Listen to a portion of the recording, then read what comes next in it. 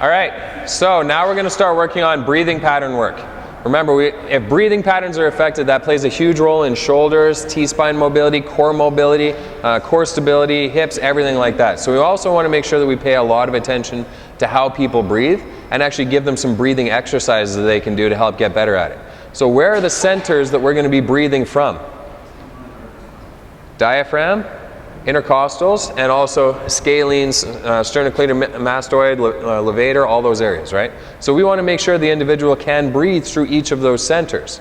Diaphragmatic breathing, belly breathing, that's great, that's important, but we also want to not sacrifice intercostal and upper rib breathing at the expense of doing just diaphragmatic breathing. We want to make sure everything can work properly. So what I want you to do is do just a really big belly breath to start with. So in order to do a belly breath properly, he should be getting fat. He should have that abdomen just distend right out and the diaphragm pushing down and creating pressure. So get big through here, okay? Make it go from first trimester to third trimester. There we go, nice and big as you're gonna get today, I guess. So big one. So now, what's that? Yeah, that was a little bit, are you having indigestion issues? And it's not, oh, you're pregnant. Okay, well, it's... Nice. You ate a lot. Yeah, how's that poutine treating you? Okay. So now we want to be able to do a rib breathing. We want to be able to get him breathing through his ribs, through his intercostal muscles. So I want to be able to see that rib cage get as big and expanded as possible while you're doing this, okay? So really expand your ribs. Good, just like that. Awesome. No impediment going on with his rib breathing. That's good to see. If we have somebody who has issues with rib breathing or diaphragmatic breathing or neck breathing, what are we going to see? It'll be shallow, but it'll also look like they're struggling to get through it. So almost like a stuttering or a vibrating kind of thing where the muscles aren't quite able to control the movement. For him, he's really good through his rib breathing, but he's not as good through his belly breathing. So what might that lead into down the road? He might have some issue with core stability because he's not able to get the diaphragm to do what it's supposed to do, which is depress strong down and create co-contractive forces. So that might be his weak point with his core. So we need to work on being able to get him to breathe properly. So what I want you to do, take a deep breath in, like a huge breath, fill this area up as big as you can. Not here. Okay, you're really good at this. You're dominating through that. I want you to keep this down, but make your belly fat. No, that's all ribs still, okay? Really get it through there. What's that? Yeah, I mean, that might just be his go-to place. That's also where he breathes better, right? So we're always going to breathe through where we breathe the best. So really big through the belly, really big through the belly, okay? I'm an asthmatic. I don't know if that makes a difference. That could be why you're asthmatic. It could be why I'm asthmatic. Yeah, because if you don't have proper breathing mechanics, that's going to lead to breathing dysfunction, okay? So he's able to get a little bit going on here. It's a bit weak, and he can always work on it to improve it. I would suggest a lot of breathing work where he's trying to get diaphragmatic breathing going on. Now, let's say we have somebody that's got postural deviation where we have one side elevated and compressed. Will he have an issue breathing into their compressed lung? Yeah, definitely. So let's say that this side is this compressed lung, and I want him to work on that a little bit more. Roll on your side facing that way. I'm going to give you a little head pillow. We always want to make sure the neck is fairly supported so that way their spine is in kind of a neutral alignment. What I want you to do is take this hand and I want you to put it on your ribs here, bend your knees, get into a neutral spinal position, and now when he breathes in, I want him to actually think about this side of his ribs, this side of his lung, the side that's dysfunctional, and I want him to breathe into his hand so he feels this side get big, get swelled up, get thickened. So this is a lot of the stuff I was working with that ultra endurance athlete who was getting the neck cramping. When she breathed like this. She was shrugging her shoulders to do everything. So when she breathes, she wants to be able to use her diaphragm, use her intercostals, and use her neck. When I was testing her out, she had no ability to breathe into one side of her lung through her intercostal muscles or through her diaphragm. So a side-lying breathing exercise to really work on getting those intercostal muscles on that one side to work becomes really important, especially with people who have things like scoliosis, postural defects, anything like that. We got to be able to get them breathing properly. Once her breathing improves, their time improves as well. Yeah, dramatically, because she's taking in more oxygen per breath, which means she has more gas in the tank and she can actually do more. When you go to the neck, I become more with travel. Not even that. It just depends on what breathing pattern she has. I mean, if she breathes like this all the time, those muscles are going to cramp and fatigue, right? Especially when they're under load. If you have people that are pure diaphragmatic breathers, they're going to get side stitches going on the side where they breathe the hardest, where their obliques are really kicking up and trying to develop a lot of tension and pressure. When you do hard anaerobic work, do you get cramping or stiffness or stitches or anything like that? Not really. No? Not terribly. No? Would you expect that I would, based on the way I breathe? No.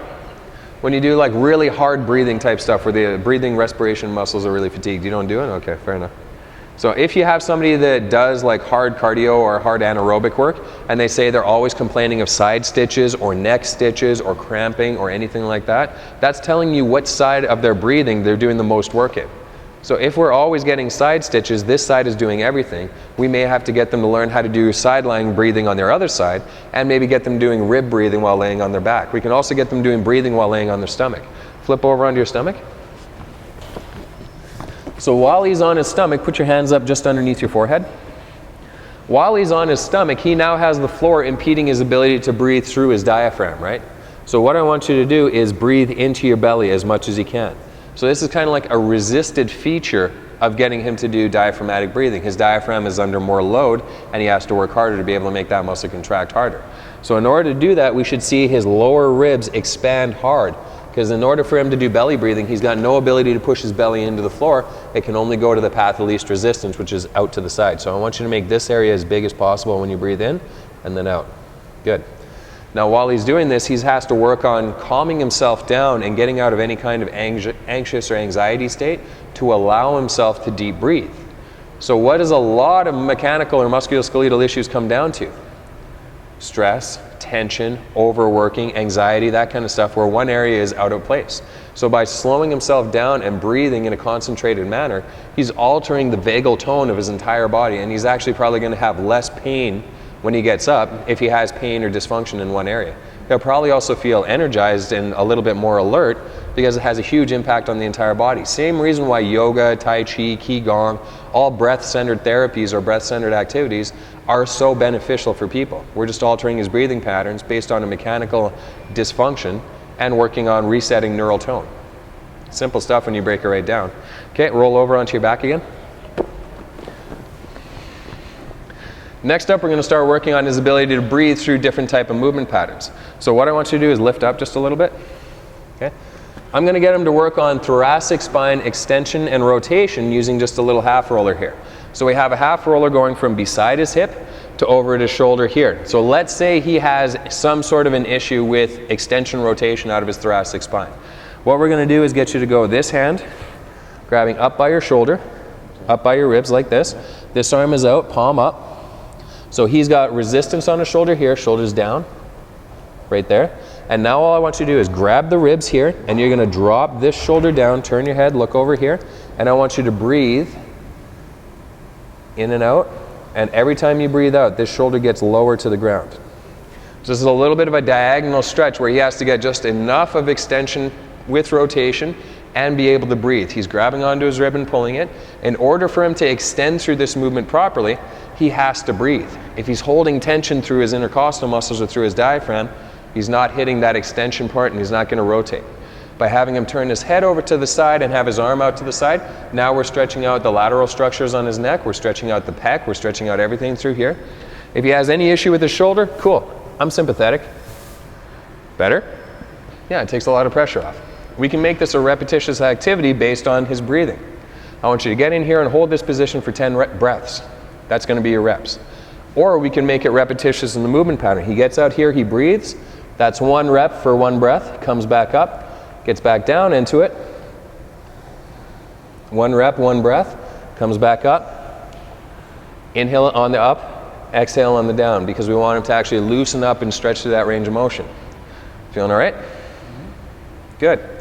Now that we've got his upper capacity breathing a lot better, come on up. We're going to get him breathing through his hips a little bit more. We're going to get him breathing through his diaphragm a little bit better. Get down on your back. I want you to grab your knees and pull them up towards you. Good?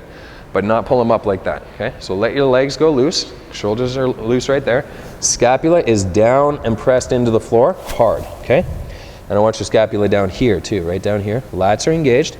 Now I want you to take deep belly breaths. So while he's here, he is in a position where his hips are flexed. He has to have his pelvic floor a little bit looser, which allows his diaphragm to move uninhibited, which means he should be able to breathe deeper through his diaphragm. Now, as you're doing this, what I want you to think about is the tension on your hips. Every time you breathe out, you should feel the tension on your hips decrease to a small amount. Do you feel that? Okay. As you feel like you're doing that, we're going to go from the outside to the inside. Okay.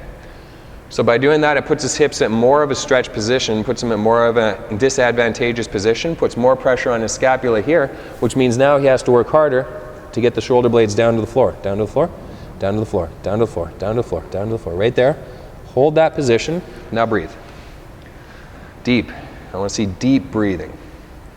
So you can see his diaphragm is already working a little bit better. He's doing better belly breathing, better deep breathing going on here. As he gets better with this, he grabs further down his feet, but only as far down as he can while maintaining scapular contact with the floor. I don't want to create range of motion here at the sacrifice of stability up here, right?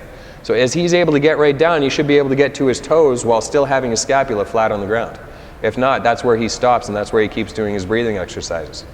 If we have people that are really high stress, high anxiety people, doing breath training like this can be very beneficial to them because it allows them to slow down, get out of that stressful state, and actually get into a position where they can actually feel healing, restoration, actually recovering from anything that might be causing them injury, pain, problems, dysfunction, anything like that. Does it make sense? So let's start working on looking at breathing patterns. Diaphragmatic, rib, also do some side lying rotation work, and then also get into full laying where your hips are opening up kind of stretch while we're also trying to breathe, okay?